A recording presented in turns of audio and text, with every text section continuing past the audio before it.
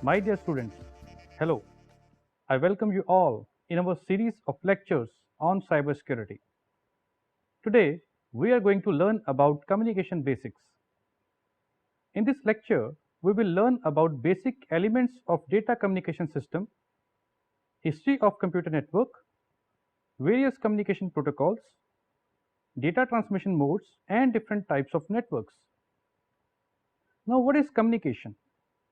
When we communicate, we are sharing information.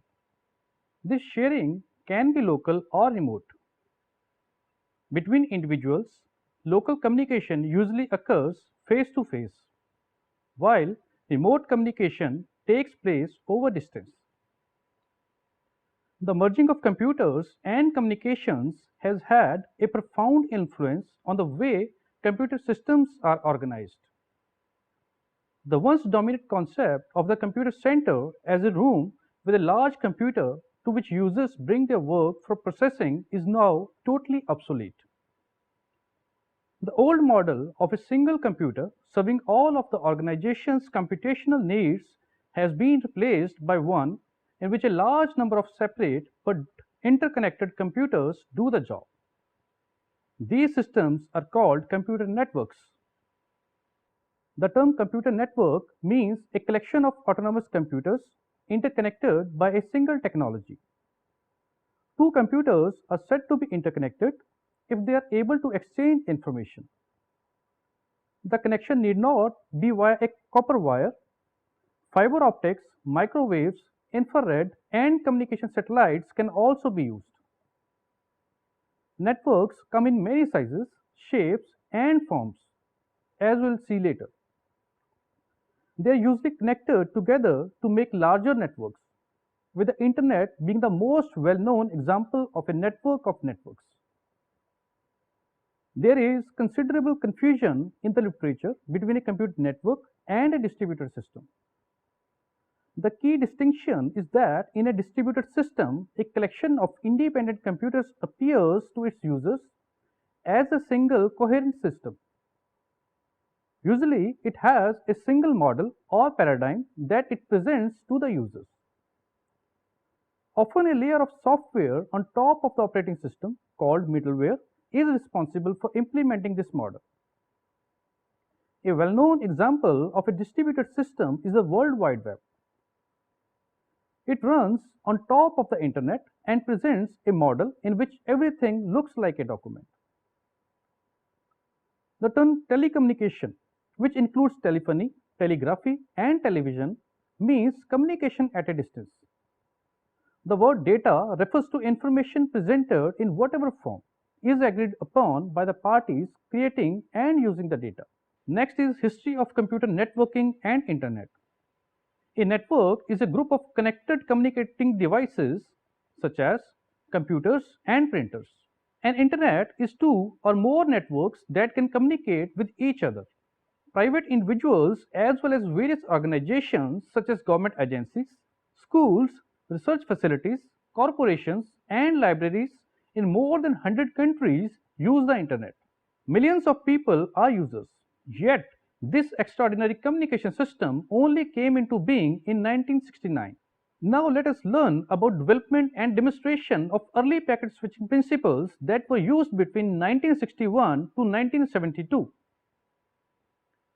The field of computer networking and today's internet trace their beginnings back to the early 1960s, a time at which the telephone network was the world's dominant communication network. Telephone network uses circuit switching to transmit information from a sender to a receiver, an appropriate choice given that voice is transmitted at a constant rate between sender and a receiver. Given the increasing importance and great expense of computers in the early 1960s and the advent of time-shared computers, it was perhaps natural to consider the question of how to hook computers together so that they could be shared among geographically distributed users. The traffic generated by such users was likely to be bursty. For example, the sending of a command to a remote computer followed by periods of inactivity, while waiting for a reply or while contemplating the received response. Next is internet working and new and proprietary networks that were used between 1972 to 1980. The initial ARPANET was a single closed network. In order to communicate with an ARPANET host, one had to actually be attached to another ARPANET IMP.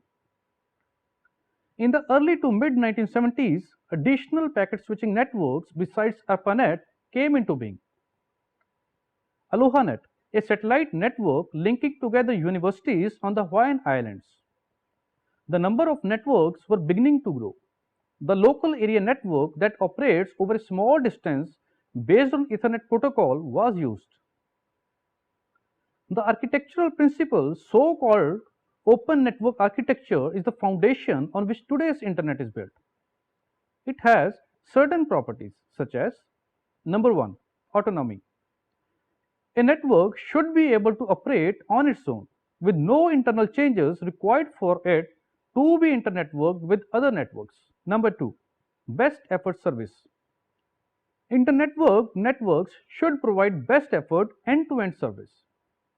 If reliable communication was required, this could be accomplished by transmitting lost messages from the sending host. Number 3, stateless routers. The routers in the networks would not maintain any per flow state about any ongoing connection. Number 4, decentralized control. There would be no global control over the internetworked networks. These principles continue to serve as the architectural foundation for today's internet, even after so many years, which is a testament to insight of the early internet designers. Ethernet technology represented an important step for internetworking as well. Each Ethernet local area network was itself a network, and as the number of LANs proliferated, the need to internetwork these LANs together became all the more important. Next is proliferation of networks from year 1980 to 1990. By the end of the 1970s, approximately 200 hosts were connected to the ARPANET. By the end of the 1980s, the number of hosts connected to the public internet, a confederation of networks looking much like today's internet, would reach 1 lakh. The 1980s would be a time of tremendous growth. In the ARPANET community, many of the final pieces of today's internet architecture were falling into place. January 1, 1983 saw the official deployment of TCP/IP as a new standard host protocol for ARPANET, replacing the NCP protocol. The domain name system used to map between a human readable internet name and its 32-bit IP address was also developed. Next is commercialization and the web in the year 1990. The 1990s were issued in with two events that symbolized the continued evolution and the soon to arrive commercialization of the internet. First, ARPANET, the progenitor of the internet, ceased to exist. Milnet and the Defense Data Network had grown in 1980s to carry most of the US Department of Defense related traffic, and NSFNet had begun to serve as a backbone network connecting regional networks in the United States and national networks overseas. The main event of the 1990s, however, was to be the release of the World Wide Web, which brought the internet into the homes and businesses of millions and millions of people worldwide. The web also served as a platform for enabling and deploying hundreds of new applications, including online stock trading and banking, streamed multimedia services, and information retrieval services. Now let us learn about the internet today. The internet has come a long way since the 1960s. The internet today is not a simple hierarchical structure. It is made up of many wide and local area networks joined by connecting devices and switching stations. It is difficult to give an accurate representation of the internet because it is continuously changing. New networks are being added, existing networks are adding addresses, and networks of defunct companies are being removed. Today, most end users who want internet connection use the services of internet service providers. There are international service providers, national service providers, regional service providers, and local service providers. The internet today is run by private companies, not the government. The figure shows a conceptual, not geographic, view of the internet. Now let us learn about ISP hierarchy. Number 1. International Internet Service Providers. At the top of the hierarchy are the international service providers that connect nations together. Number 2, National Internet Service Providers. The national Internet Service Providers are backbone networks created and maintained by specialized companies. To provide connectivity between the end users, these backbone networks are connected by complex switching stations, normally run by a third party, called network access points. Some national ISP networks are also connected to one another by private switching stations called peering points. These normally operate at a high data rate, up to 600 Mbps. Number 3, Regional Internet Service Providers. Regional Internet Service Providers or regional ISPs are smaller ISPs that are connected to one or more national ISPs. They are at the third level of the hierarchy with a smaller data rate. Number 4, Local Internet Service Providers. Local Internet Service Providers provide direct service to the end users. The local ISPs can be connected to regional ISPs or directly to national ISPs. Most end users are connected to the local ISPs. Each of these local ISPs can be connected to a regional or national service provider. Now let us learn about fundamental characteristics of a data communication system. The effectiveness of a data communication system depends on 4 fundamental characteristics: delivery, accuracy, timeliness, and jitter. Let us discuss them one by one. Number 1, delivery. The system must deliver data to the correct destination. Data must be received by the intended device or user, and only by that device or user. Number 2, accuracy. The system must deliver the data accurately. Data that has been altered in transmission and left uncorrected is unusable. Number 3, timeliness. The system must deliver data in a timely manner. Data delivered late is useless. In the case of video and audio, timely delivery means delivering data as it is produced, in the same order in which it is produced and without significant delay. This kind of delivery is called real-time transmission. Number 4, jitter. Jitter refers to the variation in the packet arrival time. It is the uneven delay in the delivery of audio or video packets. For example, let us assume that video packets are sent every 30 milliseconds. If some of the packets arrive with 30 milliseconds delay and others with 40 millisecond delay, an uneven quality in the video may result. Next is components of data communication system. A data communication system has 5 components. Number 1, message.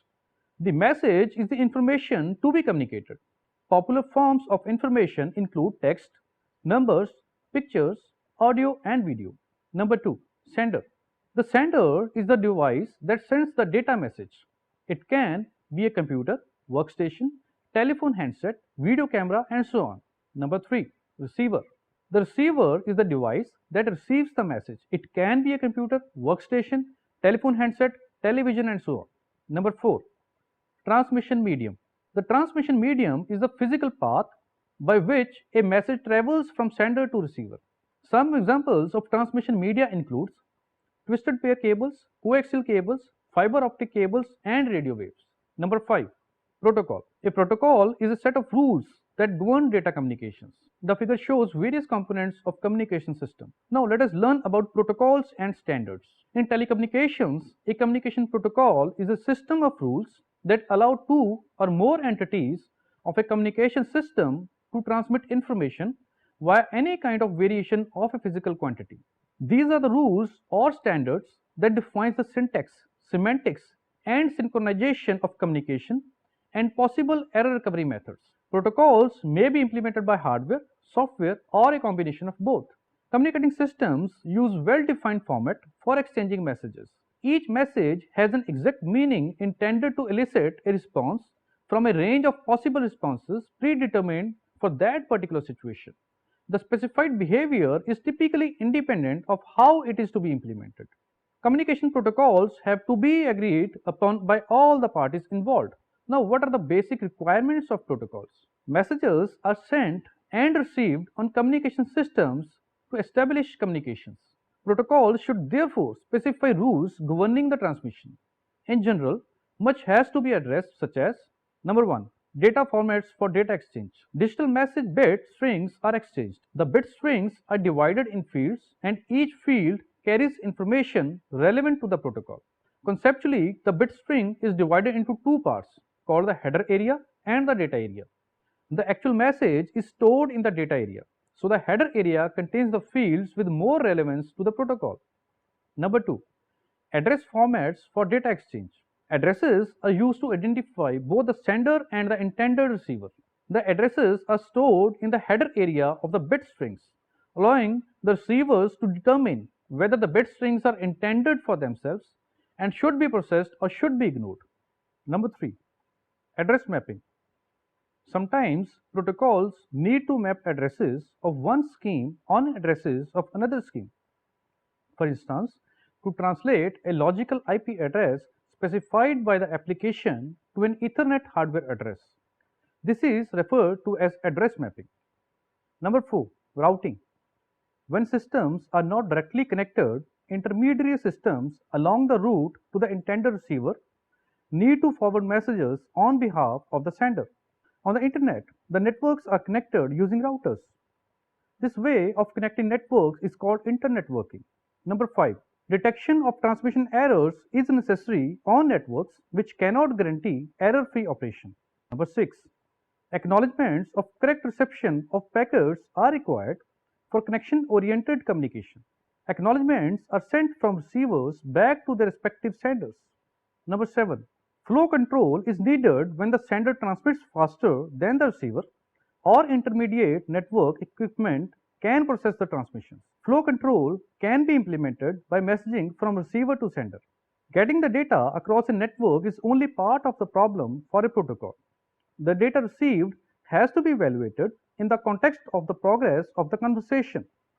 So a protocol has to specify rules describing the context.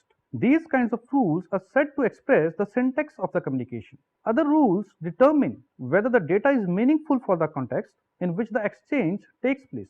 These kinds of rules are set to express the semantics of the communications. Now let us discuss about standards. Standards are essential in creating and maintaining an open and competitive market for equipment manufacturers and in granting national and international interoperability of data and telecommunications technology and processes. Standards provide guidelines to manufacturers, vendors, government agencies, and other service providers to ensure the kind of interconnectivity necessary in today's marketplace and in international communications. Data communication standards fall in two categories. Number 1, de facto. Standards that have not been approved by an organized body but have been adopted as standards through widespread use are de facto standards. De facto standards are often established originally by manufacturers who seek to define the functionality of a new product or technology. Number 2, de jure. Those standards that have been legislated by an officially recognized body are de jure standards.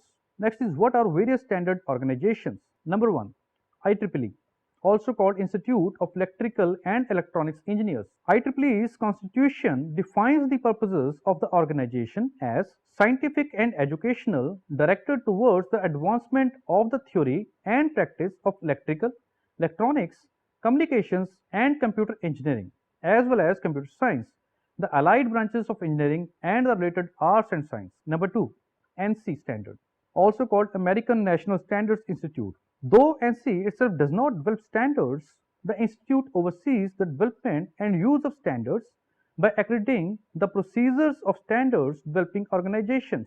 Number 3, ITU, also called International Telecommunications Union.